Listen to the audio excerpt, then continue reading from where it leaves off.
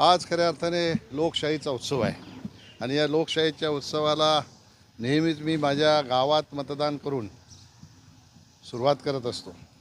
आज निश्चितपणाने गाव हे माझं परिवार आहे आणि सगळे परिवार आज निश्चितपणाने या ठिकाणी येऊन भरभरून मतदान देशहितासाठी करणार आहे आणि देशहितासाठी मतदान करताना कुठल्याही प्रकारचा मनामध्ये किंतु परंतु मतदारांच्या असणार नाही याची मला खात्री आहे। गेल्या 2 महिन्यापासून ह्या लोकसभा क्षेत्रामध्ये प्रचार करत असताना आपण सर्व मंडळी साक्षीदार आहात कशा प्रकारचा लोकांमध्ये उत्साह आहे, कशा प्रकारचा लोकांचा रिस्पॉन्स आहे हे आपण सगळ्यांनी पाहिलेलं आहे आणि म्हणून आज आपल्या माध्यमातून मी भिवंडी लोकसभा क्षेत्रातील जनतेला आवाहन करीन की मोदीजींनी मला तिसऱ्यांदा उमेदवारी देऊन माझ्यावर विश्वास दाखवलेला आहे।